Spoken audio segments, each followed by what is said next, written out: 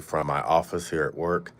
I don't have much time to be before you, and hopefully, by the grace of God, my other phone doesn't ring while I'm trying to bring this to you. But I did want to bring you something. I like to remain consistent. I do apologize for any inconveniences this may have caused for anybody that we won't get the full 30 minutes in. But we are going to return back to speaking about covenantal traditions. We were originally started about end times, and then we found out that end times was talking about a shifting of covenants. And so we are still going to get with that. But today, what I want to deal with, I want to have about 5 minutes of your time and talk about different perspectives, but the same house. So the other day, I was having a conversation with a really dear friend of mine, and we began to talk. And as we talked, this came out of me, so I want to share it with you. So you have a developer, building developer, a land developer that's coming in, and this land developer who bought the land owns the land. They're getting ready to build a huge piece of property, a very large piece of property. They're going to build a large mansion. And so, as they build this large mansion, this mansion is so big that it's got wings of the house. You understand what that means? That when you have a residence so big that it's not a space of the house, it's now a whole wing of the house. Just like when you go to fairgrounds, wing A, wing B, because it's that large and expansive territory, it's now crossed over to have wings. So it's have in a different wing of the house. And on wing A, um, the land developer wanted a big greenhouse built. And on wing Z, that's literally on the other side of the mansion, they wanted a state of the art movie theater built. Now, in both cases, they want state of the art stuff there. For one, they want it to be the best type of gardening greenhouse that you could ever have, which means you're probably going to have an area that's going to be solar panels, going to have glass, going to be something you can see because they want it to grow. It's going to be something of that nature. But to have a state of the art movie setup, you're probably not really going to have windows, if any windows at all, in that side of the wing. And the inside is where it's really going to shine at. Outside's probably going to be like, man, what's this? And so here's the point of that. Okay. You have two people that come in, they bring in a specialist on each side. One specialist, they are known for building state of the art movie theaters all over the country. Another specialist is known for just decking out and hardscaping areas, doing hardscaping, landscaping, and like, man, they can really do the deal when it comes to planning and greenery and things like that. And so these two people come in their specialties. And but yet here's the thing, the land developer's like, okay, you on wing Z, you have this interest to come in, and you to wing A, you have this interest to come in. And they come in, and each of them come in from each side of their wing. And as the one comes in for the movies, the other one comes in, they're on each side, they never see each other. They get this thing, they get the plans out, they're building it up. And man, hey, everybody, how y'all doing? They're building it up, and they're like, hey, here's what we got. All right. And so the land developer ends up inviting them to lunch and brings them on to lunch and says, hey, I'm going to bring you two to lunch. So these two go to lunch and they sit down, and the land developer walks away. And while the two are talking, they are like, hey, guess what? I have been building on this wing of the house. Kind of share with me what's been going on with you. And so he begins to share with them, and he's like, hey, you know what? I think it's this. This land developer really likes greenery, shrubs. I mean, I'm hardscaping this thing out. I'm fleshing it out. Man, it looks really amazing. And then the other guy's like, well, I don't know.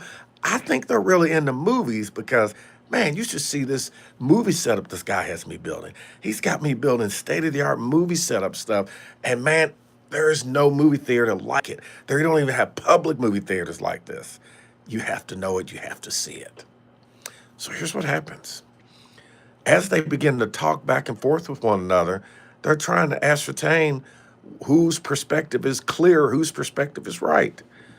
The one that says that's a specialist in hardscaping, greenery, and shrubberies, like, hey, man, I'm telling you what, I'm telling you, this guy really has an eye for greenery and shrubbery and hardscaping. I'm telling you, this guy's all in over here.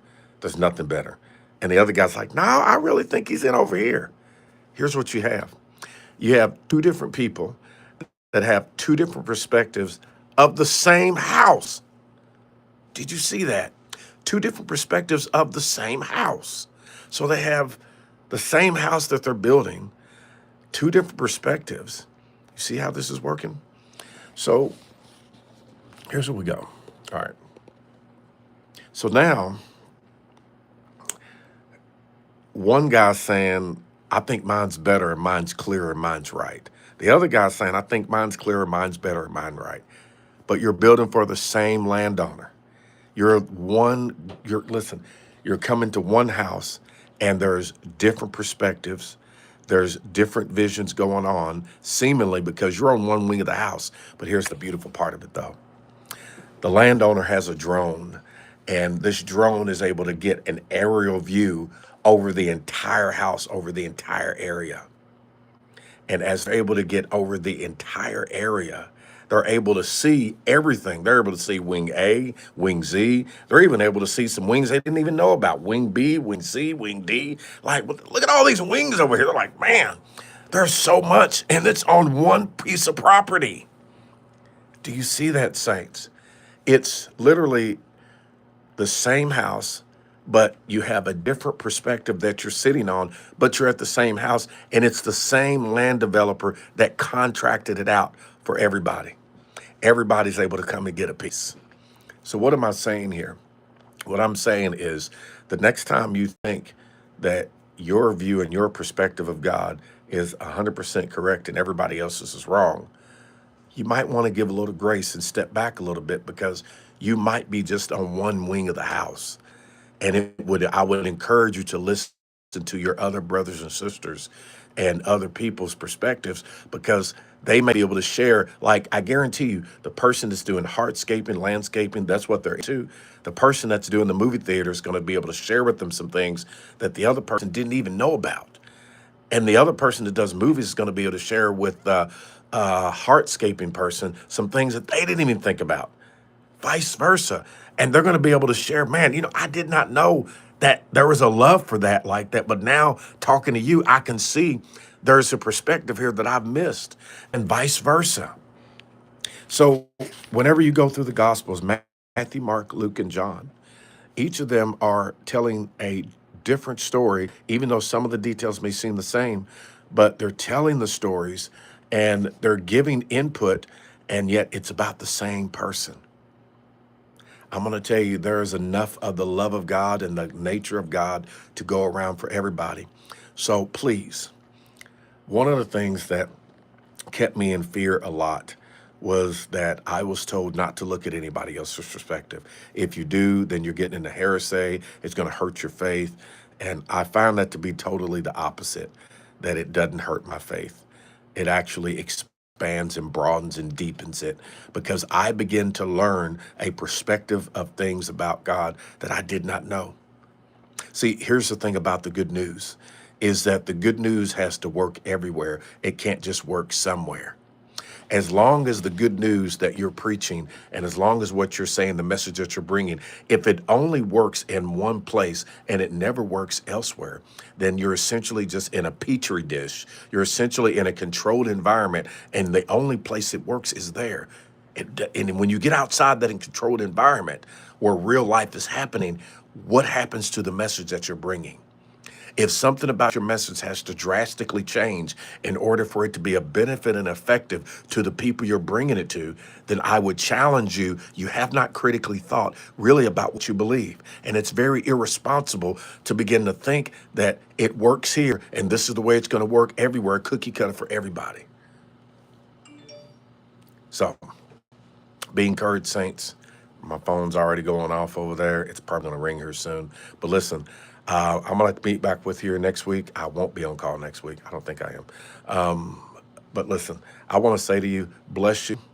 I also want to say to you, you're loved. There's nothing you can do about it.